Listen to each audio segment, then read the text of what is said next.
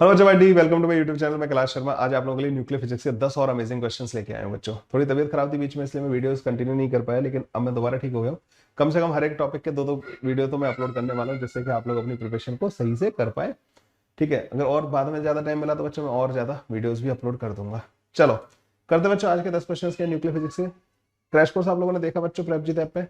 एक बार crash course देख लीजिए, क्योंकि वहां पे आप लोगों को बहुत ही इंटेंस केयर के साथ एक क्रैश कोर्स मैंने लॉन्च किया, जो जेईई मेन और एडवांस की पूरी फिजिक्स का आपका टेक केयर करेगा। ठीक है, सो प्रेपजीत ऐप डाउनलोड करो या www.prepjit.com पे जाके बच्चों आप लोग जो एक बार क्रैश कोर्स को चेक जरूर करना। चलो, the mass number of the nucleus having radius equal to the half of the radius of the nucleus with mass number 192 is. तो बच्चों ये कह रहे हैं, मैंने बताया ना कि न्यूक्लियर फिजिक्स में ज्यादातर क्वेश्चन कहां से पूछे जा सकते हैं बच्चों? न्यूक्लियस के साइज मतलब रेडियस, डेंसिटी, वॉल्यूम, इनसे रिलेटेड पूछे जा सकते हैं। फिर अगला पार्ट क्या आता है? बाइंडिंग एनर्जी से रिलेटेड, मतलब ना मास डिफेक्ट से रिलेटेड क्वेश्चन पूछे जा सकते हैं। उसके बाद अगला पार्ट क्या आता है? रेडियो एक्टिविटी में alpha beta gamma decay, statistical laws हटा दिए, और फिर फिजन एंड फ्यूजन रिएक्शन। एक क्वेश्चन आप एक्सपेक्ट करके चलो इस वाले टॉपिक से। रेडियस का मास नंबर के साथ एक रिलेशन होता है, r equal to r naught a की पावर 1/3। ठीक है, ये रेडियस का रिलेशन होता है। ठीक है, अब ये कह रहे हैं कि एक की रेडियस r/2 हो गई है, तो उसका मास नंबर a/8 हुआ होगा, तभी तो उसकी पावर 1/3 करोगे, तो आपके पास r0 a की पावर 1/3 डिवाइड बाई 2 आ जाएगा। समझ गए? तो a जो होगा ना नया वाला, वो a पुराने वाले का बाई 8 होगा। अगर आपको रेडियस आधी करनी है तो एटॉमिक मास नंबर बाई 8 करना पड़ेगा। पुराना वाला ये क्या है? 192, उसका बाई 8 कर दो बच्चों, a डैश आ जाएगा 8 दूनी 16 और 8 चौक 32। 24 शुड बी द आंसर। बस सिंपल सा क्वेश्चन था बच्चों, है ना? 24 हमारा आंसर आ जाएगा। चलिए बच्चों नेक्स्ट क्वेश्चन पे आते हैं। In the following nuclear reaction D से D1 बना, D2 बना, D3 बना, D4 बना। मास number of D is, atomic mass number जो 182 दे रखा है, एंड एटॉमिक नंबर जो उसका 74 दे रखा है। तो मास नंबर ऑफ द D4 पूछा है इन्होंने। इन क्वेश्चंस को बच्चों बहुत ध्यान से पढ़ना है, मतलब ना छोटी सी गलती पे ही मतलब पूरा खराब हो जाएगा सब कुछ ना। यहाँ पे बच्चों 182 एटॉमिक मास नंबर दे रखा है, 74 एटॉमिक नंबर दे रखा है इसका। अल्फा डिके में बच्चों ये चेंज होता है, ये हो जाएगा 178 और ये हो जाएगा बच्चों 72। बीटा नेगेटिव डिके में ये चेंज नहीं होता, ये 178 ही रहेगा, है ना? ये 178 ही रहेगा, ये 72 हो गया। बीटा नेगेटिव डिके में एक प्रोटॉन बढ़ जाता है, तो ये 73 हो जाएगा और ये 178 ही रहेगा। अल्फा डिके में बच्चों फिर 4 से घटेगा ये एटॉमिक मास नंबर, और ये 2 से घटेगा।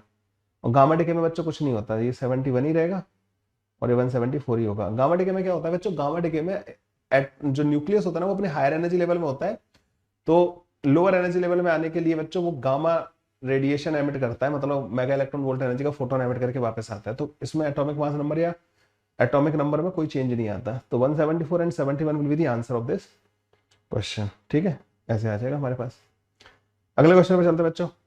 Nucleus A having mass number 220 and it's binding energy per nucleon 5.6 mega electron volt. तो एक न्यूक्लियस ए दे रखा है, मास नंबर दे रखा है, बाइंडिंग एनर्जी दे रखी है, ठीक है, पर न्यूक्लियन दे रखी है। दिस इज वेरी इंपॉर्टेंट, मतलब ना मैं इस वाली चीज को हमेशा हाईलाइट करके चलता हूं, per nucleon. It is split into the two fragment b and c of the mass number 105 and 115। The binding energy of the nucleon b and c is, ये भी बच्चों पर न्यूक्लियन दे रखी है। The energy q release per fission reaction will be. So a से बन रहा है बच्चों हमारे पास बी एंड सी। तो एक इस वाले क्वेश्चन पे आप क्वेश्चन एक्सपेक्ट कर सकते हो बच्चों। जो एनर्जी रिलीज होती है ना बच्चों, ई आर करके लिख रहा हूं एनर्जी रिलीज, ये binding energy of product minus का बाइंडिंग एनर्जी ऑफ रिएक्टेंट होती है बच्चों ना। ठीक है, product minus binding energy of reactant, ये होता है बच्चों ना इसका तरीका करने का। ठीक है, प्रोडक्ट की बाइंडिंग एनर्जी बच्चों, इनका एटॉमिक मास नंबर जो है 105 एंड 115 दे रखा है, तो प्रोडक्ट की बाइंडिंग एनर्जी आएगी 105 इंटू इसकी बाइंडिंग एनर्जी क्या दे रखी है बच्चों? अच्छा, दोनों की बाइंडिंग एनर्जी सेम दे रखी है 6.4 प्लस 115 इंटू 6.4, तो ये प्रोडक्ट की बाइंडिंग एनर्जी टोटल हो गई। न्यूक्लियन से मल्टीप्लाई करना पड़ेगा ना, माइनस का binding energy of the reactant क्या है, तो 220 था उसका एटॉमिक मास नंबर और उसकी बाइंडिंग एनर्जी 5.6 दे रखी है। ठीक है, ओके। अब यहां पर देखो ये हो जाएगा 220, तो 220 बच्चों कॉमन ले लो, दैट इंटू 6.4 माइनस का 5.6, तो ये 0.8 आ जाएगा। 8 दूनी 16, 8 दूनी 16 17 mega electron volt. 176 mega electron volt energy बच्चों यहां से रिलीज होगी, है ना? D option will be the correct option. Let's move to the next question. Two lighter nuclear combine to form a comparatively heavier nucleus by relation given below. 1x2 से बना 2/4. The binding energy per nucleon is 1x2 और इनकी सबकी binding energy per nucleon दे रखी है. The energy released, तो again बच्चों एनर्जी रिलीज्ड क्या होती है बच्चों इनमें, binding energy of the product minus का binding energy of the reactant. ऐसा क्यों होता है? मान लो जैसे ए प्लस बी से सी प्लस का डी बना, इसमें होता क्या है, पहले इनको तोड़ना पड़ता है ए और बी को, तो इनकी बाइंडिंग एनर्जी हमें देनी पड़ती है. तोड़ दिया आपने, फिर यहाँ पे रिलीज होती है एनर्जी. जब ये फॉर्म हो रहे होते हैं ना तो एनर्जी रिलीज होती है. तो इसलिए एनर्जी रिलीज जो है जिसमें प्रोडक्ट की रिलीज हो रही है और ये तोड़ने के लिए देनी पड़ रही है, दोनों का डिफरेंस जो होता है वो हमारी एनर्जी रिलीज आ जाती है. तो प्रोडक्ट क्या है बच्चों यहाँ पे 2/4. तो वाई की बाइंडिंग एनर्जी क्या दे रखी है बच्चों 7.6. ये बाइंडिंग एनर्जी पर न्यूक्लियन है 7.6 इंटू 4 है इसमें ना. ओके, माइनस का रिएक्टेंट बच्चों 2 है तो इसलिए मैं पहले 2 से मल्टीप्लाई कर ले रहा हूं. हर एक रिएक्टेंट में 2 न्यूक्लियाई है. This into 1.1. ठीक है. ओके, तो 4 कॉमन ले लेना. 7.6 माइनस का 1.1. तो एनर्जी रिलीज आ जाएगी बच्चों अपने पास 4 into 6.5, 26 mega electron volt.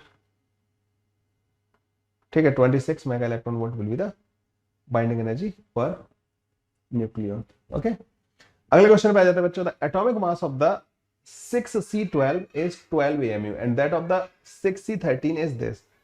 The energy required to remove a neutron from 6C13 if the mass of the neutron is this. तो 6C13 से ये कह रहे हैं 6C12 बनाना है प्लस का एक न्यूट्रॉन बनाना है. ठीक है, ये बनाना है. ठीक है, तो एनर्जी रिक्वायर्ड जो होगी इस काम को करने के लिए ना, that we have to find. तो एक काम करो, डेल्टा एम कैलकुलेट करते हैं यहाँ पे ना. डेल्टा एम, डेल्टा एम जो आएगा मास में कितना चेंज हुआ. तो जो अब ये था इतना मास था, उसके बाद आपके पास इतना मास हो गया है ना. अगर मास बढ़ गया हो तो आपको एनर्जी देनी पड़ेगी और मास घट गया हो तो एनर्जी निकलेगी. ठीक है, तो मास कैसे, मतलब ये रिएक्टेंट है, इनमें से इसके मास में से इसके मास को माइनस कर देते हैं तो हमें पता लग जाएगा. हमें दिमाग में रखना है किस में से हमने किसको माइनस किया. ठीक है, ज्यादा कंफ्यूज नहीं होना है. 13.00335 माइनस का 12 माइनस का 1.00865. तो डेल्टा एम जो हुआ है ना बच्चों यहाँ पे, तो ये 1 पॉइंट समथिंग बचेगा, इसमें से इसको माइनस करना है ना. एक तरीके से मानो तो ऑब्वियस बात है बच्चों, ये 13 पॉइंट समथिंग हो गया, उसमें से उल्टा कर लो, एम को माइनस ले लो. 13.00865 माइनस 13.00335. तो डेल्टा एम की वैल्यू जो आएगी ना बच्चों, that comes out to be minus का 1.13500 दिस इनटू. तो बच्चों बाद में मास बढ़ गया, बाद वाला मैंने पहले वाले मास में से बाद वाला माइनस किया ना, तो नेगेटिव है, इसका मतलब मास बढ़ गया है. तो बच्चों हमें एनर्जी देनी पड़ेगी क्योंकि एनर्जी मास में कन्वर्ट होगी. तो एनर्जी जो देनी पड़ेगी ना अपन को, that energy will be equal to 0.00531 into 931 mega electron volt. ठीक है, अब इसको मैं करीब 1000 के करीब मान लो 1000 से मल्टीप्लाई करता तो 5.3 मेगा इलेक्ट्रॉन वोल्ट करीब आंसर आता. तो पर ये 1000 नहीं है, तो 5 से थोड़ा छोटा ये वाला ऑप्शन मेरे को नजर आ रहा है बच्चों, बी वाला. इसको टिक कर दूंगा, बाद बाकी तो और ऑप्शन तो बहुत दूर है. ठीक है, B is the correct answer. तो 4.95 मेगा इलेक्ट्रॉन वोल्ट. आप बोलोगे सर ये वाला क्यों नहीं चूज किया, मुझे इतना पता है मैंने 1000 मानने पे 5.3 आ रहा है, तो कम पे तो कम ही आएगा ना, तो 5 से थोड़ा कम यही है. ठीक है, अगले क्वेश्चन में आ जाओ बच्चों. The explosive in the hydrogen bomb is a mixture of 1s2 1s3 and 3Li6 in some condensed form. ठीक है, तो एक्सप्लोसिव में मतलब हाइड्रोजन बॉम्ब में 1s2 और ये सब लिया आपने. The chain reaction is given by this. पहले ठीक है reaction they the. During the explosion the energy release is approximately. कितनी एनर्जी यहाँ पे अप्रोक्सीमेट रिलीज होगी बच्चों, ये देखना है. एक काम करो बच्चों, इसका ना पूरे का पहले रिजल्टेंट देखो क्या आ रहा है. Net reaction. तो यहाँ पे 1s3 है, आप दोनों को ऐड कर दो ना इसको, है ना। 1s3 यहाँ पे यूज हो जा रहा है, वो तो इंटरमीडिएट की तरह यहाँ बना, इसमें यूज हो गया, है ना। तो मैं ऐसे लिख सकता हूँ इसको 3Li6 प्लस का 0n1 एक न्यूट्रॉन। अच्छा ये भी कट जाएगा जब आप ऐड कर दोगे ना, तो 0n1 ये भी गया काम से। तो एक तरीके से यहाँ पे ऐसे समझो कि इफेक्टिवली जो रिएक्शन हो रही है ना, वो ये 1H2 के साथ मिलके 2He4 बना रहा है। ये इफेक्टिव रिएक्शन बच्चों ये है, ठीक है, ये ध्यान रखना है अपन को ना, इफेक्टिव रिएक्शन ये है। तो यहाँ पे क्या हो रहा है, तो बस एनर्जी रिलीज पता करनी है। एनर्जी रिलीज को मैं अगर मैं ER से रिप्रेजेंट करूं, एनर्जी रिलीज है ना, डेल्टा एम सी स्क्वायर। इनका मास ज्यादा रहा होगा, इनका कम रहा होगा। तो लिथियम का मास कितना है, 6.0169 प्लस ये ड्यूटेरियम का 2.01471 माइनस का 2 times 4.00388 that into 931.5 mega electron volt. तो एनर्जी रिलीज आ जाएगी बच्चों हमारे पास, यहाँ पे 5, यहाँ पे एक जीरो मान लो अपनी तरफ से ना, एक ऐड कर लो, जीरो है भी यहाँ पे, ठीक है। 1 9 7 16 5 6 5 11 2 और 3 0 8 माइनस का 8 दूनी 16 8 दूनी 16 17 3 दूनी 4 7 0 0.8, ठीक है।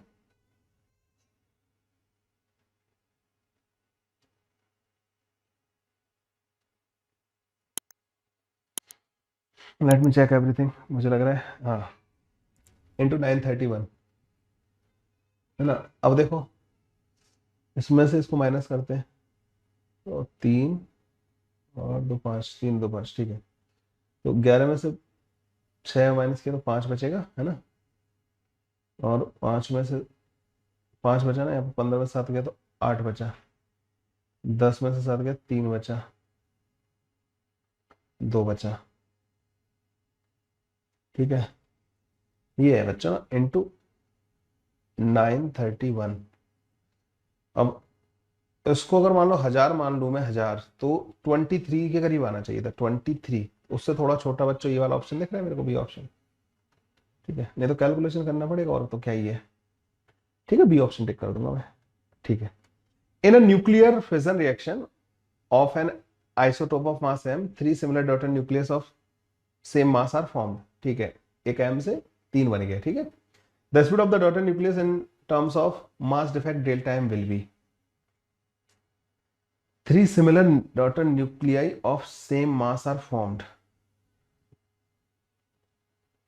तो यार ये तो 3 बने हैं, तो कैसे बने, मतलब लाइक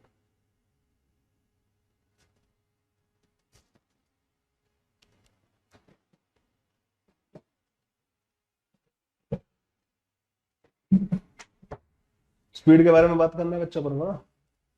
तीनों की जो स्पीड आएगी, क्या सिमेट्री क्या कंसिडर करूं इसमें से ना, 3 अगर बनेंगे तो मेरे दिमाग में एक चीज आ रही है कि इसका मास m था। तीनों को बच्चों एक काम करो, एक को इधर, एक को इधर और एक को इधर। मोमेंटम कंजर्व तभी हो पाएगा 120 डिग्री पे मूव कराओ, ये भी और ये भी सबको। This is the possibility, one possibility is there, ठीक है। सेंटर ऑफ मास तो रेस्ट में रहना ही है, तो तीनों को इस तरीके से मूव करना पड़ेगा, तीनों सेम मास के। तो 3/2 m इंटू वी स्क्वायर, ये डेल्टा m इंटू सी स्क्वायर के बराबर होगा, है ना। अच्छा मास हर एक का m/3 हो गया, ये ध्यान रखना, ठीक है।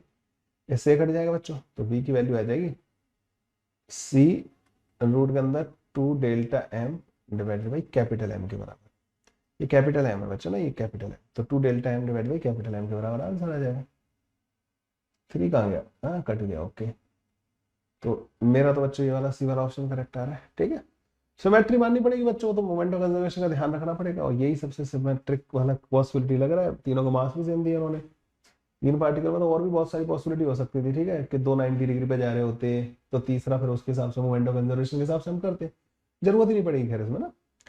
The mass defect in a particular reaction is 0.4 gram. isn't it big mass, the amount of the energy liberated will be, ठीक है, तो हमें ज्यादा कुछ करना ही नहीं।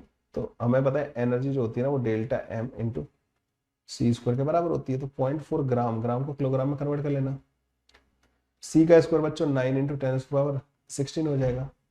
तो एनर्जी जो आ जाएगी ना 9 चौक 36, 3.6 इंटू 10⁻13 आ जाएगा। अब इन्होंने अब ये किलो वॉट आवर क्या लिख रहे हैं मतलब ना, अच्छा उन्होंने, ठीक है मैं समझ गया। तो ये जो एनर्जी है ना बच्चों जूल में आई है हमारे पास ना, इतने जूल एनर्जी, उन्होंने इसकी यूनिट बदल दी है, जूल को वॉट इंटू आर में कन्वर्ट कर दिया है ना। 1 जूल जो होता है, 1 जूल पर सेकेंड जो होता है ना बच्चों, 1 वॉट के बराबर होता है, ठीक है, 1 वॉट के बराबर होता है ना। 1 जूल पर सेकेंड 1 वॉट के बराबर होता है। सेकेंड को ले जाकर उधर मल्टीप्लाई कर दो तो 1 जूल जो होता है वो 1 वॉट सेकेंड के बराबर होता है। दोनों साइड 3600 से मल्टीप्लाई कर दो, इतने जूल जो होगा 1 वॉट आर के बराबर होगा, क्योंकि यहाँ पे 3600 एक घंटे में 3600 सेकंड होते हैं ना। तो इतने जूल को आप 1 वॉट आर बोलोगे। तो इसको एक काम करो, इसको 3600 इंटू 10⁻10 इसको अलग कर लो और उसको डिवाइड कर दो। अच्छा 10 को भी एक काम करते हैं, इसको लिख लो 7 किलो वॉट, वो जो किलो वाला वर्ड है ना वो ले लिया। वॉट आर में अगर कन्वर्ट करना है तो इसको 3600 से डिवाइड करना पड़ेगा जूल से। देखो इतने जूल एक के बराबर होते हैं, तो जब भी कन्वर्जन करोगे तो आपको इस 3600 से डिवाइड करना पड़ेगा, है ना। ई की वैल्यू आ जाएगी बच्चों 1 इंटू 10⁻7 किलो वॉट आर के बराबर। वैल्यू ऑफ एन 1 के बराबर आ रही होगी बच्चों यहाँ पे तो ना, दैट्स द आंसर एक्चुअली। अरे क्या करते हैं, 1000 ग्राम 1 किलोग्राम के बराबर होता है। तो अगर आपको कुछ ग्राम में अमाउंट दे रखा है, ग्राम में दे रखा है मतलब ना 5000 ग्राम दे रखा था, तो उसको किलोग्राम में कैसे कन्वर्ट करोगे, 1000 से डिवाइड करके, है ना, सिंपल से। अगले क्वेश्चन पे आ जाओ बच्चों। A nucleus has a mass number A1 and the volume V1, another nucleus has a mass number A2 and volume V2, ठीक है। Relation between the mass number A1 and A2 is this, then V2 upon V1 की value बतानी है। देखो radius जो होती है ना बच्चों वो R0 A की पावर 1/3 होती है, वॉल्यूम जो होता है ना वो 4/3 पाई R0 का क्यूब इंटू A होता है। तो V2 डिवाइड बाई V1 जो होगा ना बच्चों वो A2 डिवाइड बाई A1 के बराबर होगा। A2 डिवाइड बाई A1 बच्चों 4 के बराबर दे रखा है, तो V2 डिवाइड बाई V1 4 के बराबर आ जाएगा, काम खत्म हो जाएगा। इजी था। चलो अगला question. The radius of the nucleus of the mass number 64 is 4.8 Fermi, then the mass number of another nucleus having the radius of 4 fermi is। Radius और मास नंबर में ये रिलेशन होता है। तो इसकी रेडियस 4.8 फर्मी के बराबर दे रखी है, दूसरे की 4 के बराबर दे रखी है। तो पहले वाले का मास नंबर 64 दे रखा है, उसकी पावर 1/3, दूसरे वाले का मैं दे नहीं रखा तो उसकी पावर 1/3। इसको एक काम करना, 12 चौक 48, एक की पावर इसकी पावर 3 कर देना, 64 डिवाइडेड बाई 1.2 इंटू 1.2 इंटू 1.2, ऐसा कुछ आ जाएगा। तो 1000 डिवाइडेड बाई 27 आ रहा होगा, तो x का वैल्यू बच्चों 27 के बराबर आ जाएगा। अब बोलोगे आपने कैसे लिख दिया, मैंने 4 इनसे सबसे उड़ा दिया 64 को, ठीक है, और वो पॉइंट था ऊपर ले गया उसको 1000 कर दिया, 1000 डिवाइड बाई 3 इंटू 3 इंटू 3 और 27। तो x वैल्यू बच्चों 27 के बराबर आ रही होगी, the answer of the question, ठीक है। ये थे बच्चों 10 और amazing question on the nuclear physics. I hope आपको न्यूक्लियर फिजिक्स का अच्छा रिवीजन हो गया होगा। वीडियो देख लिया आप लोगों ने, modern physics and nuclear physics का वन शॉट जो मैंने अपलोड कर रखा है, वीडियो को देखो फिर इसको करो, you will definitely be benefited. Okay चलिए बच्चों आज के लिए बस इतना ही, मिलते हैं नेक्स्ट वीडियो में, तब तक के लिए चैनल को सब्सक्राइब नहीं किया तो कर लेना। Bye bye, take care, thank you.